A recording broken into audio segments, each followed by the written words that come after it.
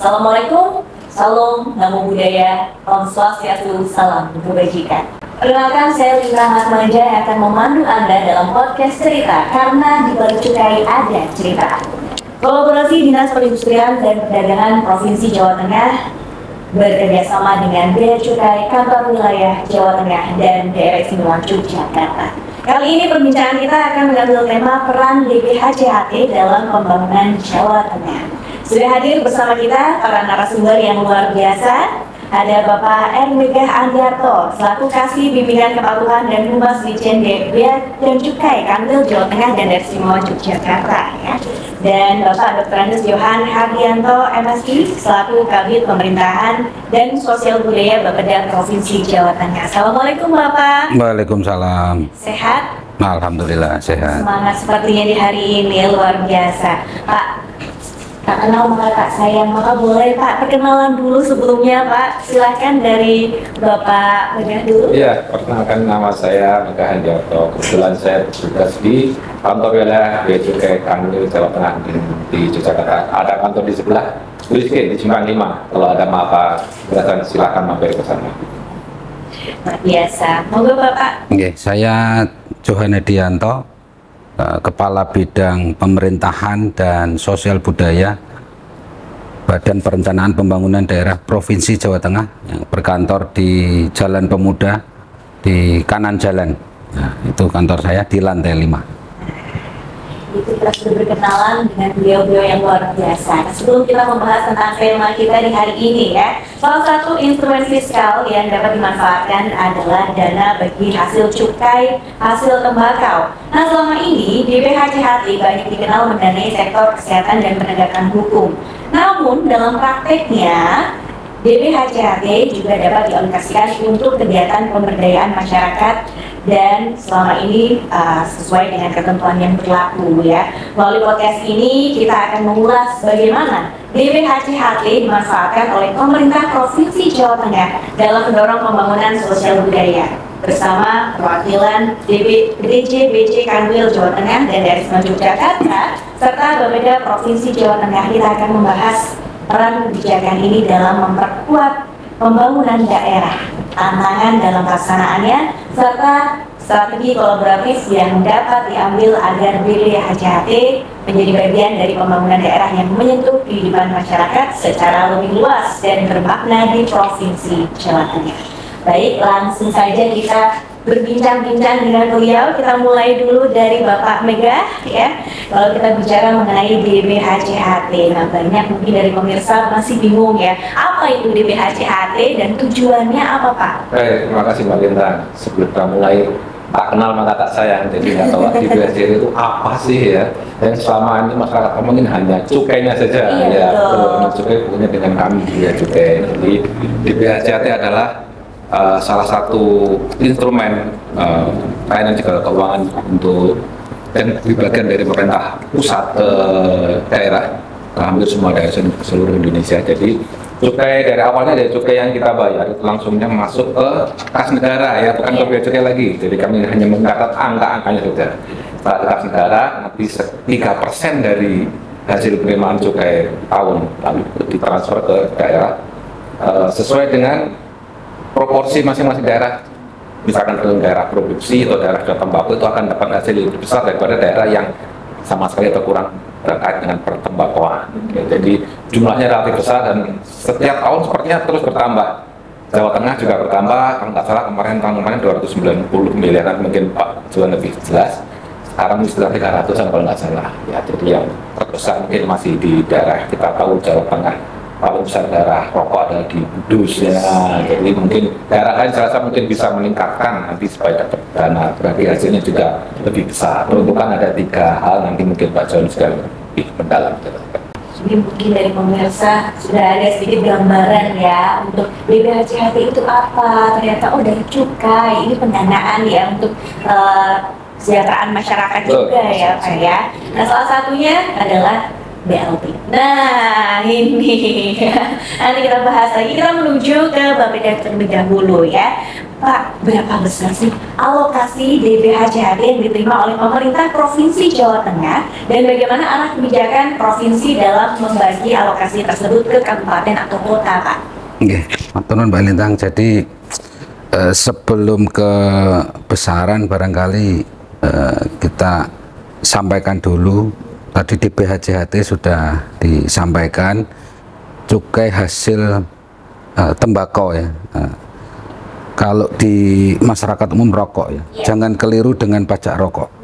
Ya, kadang orang pajak rokok terus cukai itu sama, tidak. Jadi pajak rokok itu pajak daerah Provinsi Jawa Tengah yang pungutannya bersamaan dengan cukai. Jadi 10% atas cukai itu menjadi pajak rokoknya daerah, walaupun yang mungut tetap dari bea cukai, dari pajak rokok. Nah, kemudian kenapa kita butuh CHT ini dan pajak rokok ini? Tentunya untuk mendanai pembangunan di Jawa Tengah, karena postur anggaran kita itu ada dana transfer dan PAD. Di antaranya dana transfer dan PAD. Kalau PAD itu pendapatan asli daerah, nah dana transfer inilah yang dari pusat, di antaranya itu DBH-JHT. Jadi komponen DBH-JHT itu sangat dibutuhkan oleh Provinsi Jawa Tengah untuk mendanai pembangunan. Nah, alokasi untuk tahun 2025 sebagaimana PMK yang telah diterbitkan oleh Kementerian Keuangan itu di angka 1,4 triliun provinsi dan kabupaten kota. Kalau jatahnya alokasinya untuk provinsi sekitar 300 miliar lebih lah, 309 sekian. Nah, terus 1 triliun sekian itu untuk kabupaten kota. Yang terbesar itu ada di Kabupaten Kudus, itu hampir 260 miliar. Kenapa Kudus bisa besar? Kemungkinan besar, dan kita tahu bersama di sanalah rokok diproduksi, di sana banyak pabrik rokok. Nah, ini tantangan kita bersama. Artinya apa? Semakin banyak penerimaan atas cukai, berarti akan semakin besar penerimaan bagi hasilnya ke provinsi dan kabupaten kota. Mungkin ini. Oke, penjelasannya sudah luar biasa. Kalau kita ngomongin soal angka-angka, wow ya. Nah, Pak, kalau kita bicara tentang implementasinya, penggunaan DBH-JHT ini di daerah, apakah ada prioritas Pak untuk program-program tertentu mungkin ya dari penggunaan DBH-JHT ini, dan bagaimana pemerintah Provinsi Jawa Tengah memastikan pemanfaatannya itu sesuai dengan ketentuan dan kebutuhannya, Pak? Ya, untuk pemanfaatan kita tetap mengacu kepada peraturan Menteri Keuangan. Jadi ada 3 klaster besar pemanfaatan, mulai dari ada 3 ya, kesejahteraan masyarakat, kemudian penegakan hukum, dan bidang kesehatan. Itu ada 3 klaster besar, masing-masing sudah diatur persentasenya. Untuk kesejahteraan masyarakat itu ada 50%, kemudian 10%-nya untuk penegakan hukum, dan 40%-nya untuk bidang kesehatan. Itulah proporsi yang dilaksanakan di Provinsi Jawa Tengah. Untuk penggunaannya macam-macam. Ada di beberapa OPD Provinsi Jawa Tengah. Kalau penegakan hukum ada di Perindak juga, ada di Satpol PP, karena penegakan hukum ini penting. Nah, walaupun porsinya hanya 10%. Karena dengan penegakan hukum ini harapannya industri-industri yang tidak tertib atau tidak taat atas kewajibannya kita dorong menjadi tertib. Kalau tertib bagaimana? Otomatis penerimaan cukai naik. Ya, karena di lapangan masih kita jumpai rokok ilegal. Ya, rokok ilegal itu artinya apa? Tidak ada bayar cukai. Makanya harganya lebih murah. Harganya lebih murah. Dan ini kita juga sering bekerja sama dengan bea cukai dalam rangka pemberantasan rokok ilegal. Itu salah satu contoh untuk penegakan hukum. Kemudian untuk bidang kesehatan itu penggunaannya ada di dinas kesehatan dan ada di beberapa rumah sakit. Dan ini yang 2025 26 nanti kita dorong untuk mengerjakan atau mendukung prioritas visi dan misi gubernur dan wakil gubernur Pak Lutfi dan Gus Yassin. Antara lain apa? Kemarin Pak Gubernur sudah melonsing mobil keliling, scaling, mobil khusus, kemudian isinya beberapa alat dan dokter spesialis. Jadi dokter spesialis ini didorong tidak hanya di rumah sakit saja, tapi bisa turun langsung ke desa-desa. Dan salah satu pemanfaatan di BHJAT mungkin kita pengadaan mobil ambulan itu 10-15 yang kita usulkan itu mendukung kegiatan. Harapannya apa? Untuk meningkatkan derajat kesehatan masyarakat. Ya, seperti itu. Dan kalau kita bicara tentang regulasinya itu Pak, untuk penegakannya dan regulasinya yang ada di penggunaan BPJHT ini ada pengawasnya sendiri ya Pak? Oh baik, langsung dari Bea Cukai yang menjawab itu monggo. Jadi memang betul Mbak Bintang ya, jadi di penggunaan dana BPJHT ini kalau dirasa sebenarnya agak ketat Pak nih. Iya. Rigid. Kita bicarakan aturannya tidak sedikit ya Pak ya. Beberapa rekan-rekan di provinsi kan kalau bisa nggak diubah. Juga ya silakan saja, tapi mungkin lebih pas kalau Bapak provinsi sama gubernur itu yang menyampaikan ke kementerian karena provinsi gubernur yang lebih tahu kebutuhan di daerah itu apa daripada kami yang BJK. Jadi kami hanya mengikuti aturan arahan dari pusat. Memang betul ada regulasi yang harus ditaati dalam mulai dari penyusunan anggarannya untuk tahun depan itu sebelum misalkan ini sekarang 2025 itu 2024 sudah bicara, kita sudah ngobrol dengan teman-teman di Bapeda, di Satpol PP, di Industrian itu nanti ke depan mau dipakai apa? Kira-kira mereka akan menyampaikan usulan. Kalau kita seperti ini kira-kira melanggar nggak Pak? Nanti setelah kita sepakati bersama akan disampaikan ke pusat gubernur, kemudian saya jadikan surat pusat gubernur. Setelah pelaksanaan nanti di akhir tahun nanti kita nilai, kebetulan ya juga yang nilai juga sudah pas atau enggak, syarat yang dipenuhi atau belum, syarat dokumentasinya apa, efek penilaiannya sih apa, ada banyak efeknya ya semoga. Tapi selama ini Jawa Tengah sih masih bagus. Misalkan penilaian tidak memenuhi syarat ketentuannya maksimal, bisa tahun depan dan dikurangi. Itu pengawasan yang dilakukan dari Bea Cukai seperti itu. Atau untuk pemakaian manfaatan itu pihak provinsi lah yang lebih paham apa yang dibutuhkan saat ini atau ke depan. Baik, kita lanjut Pak, pertanyaannya adalah tentang program nih Pak. Nah, ini apakah ada contoh kegiatan atau program pembangunan yang melibatkan secara langsung antara Bea Cukai dan pemerintah Provinsi Jawa Tengah? Nah, silakan Bapak untuk keduanya. Bapak dulu, saya di Indonesia.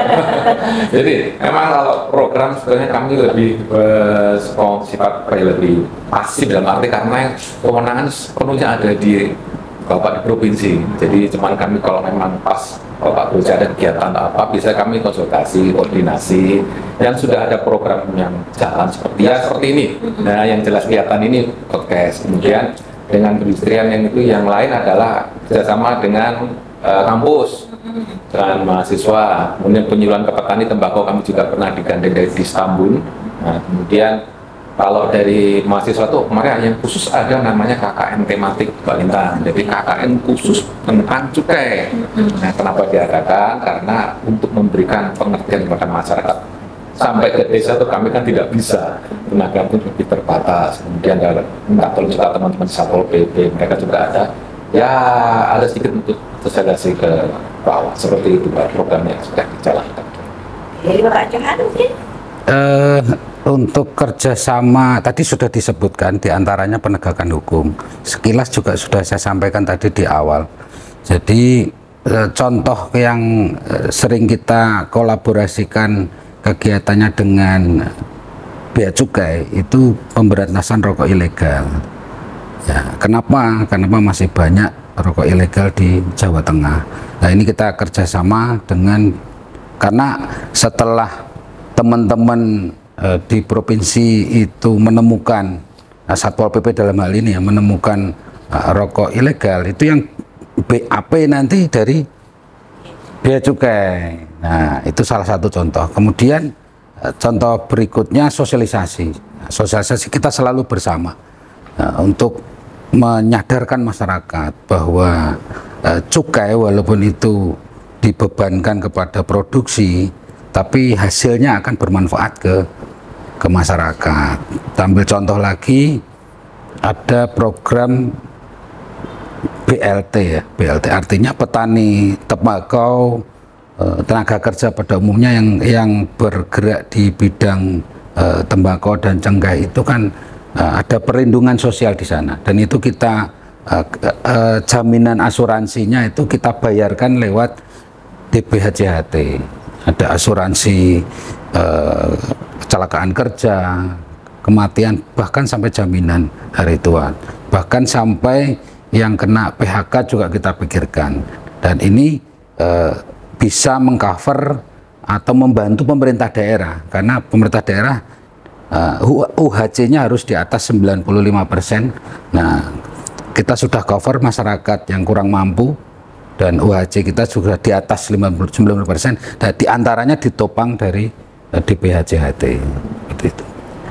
Itu dia. Semoga Sobat Indah sudah paham ya akan DPHJHT ini seperti apa. Yang pasti kalau misalkan ada pertanyaan-pertanyaan, silahkan tulis di kolom komentar. Siapa tahu di episode yang akan datang kita bahas kembali ya Pak ya.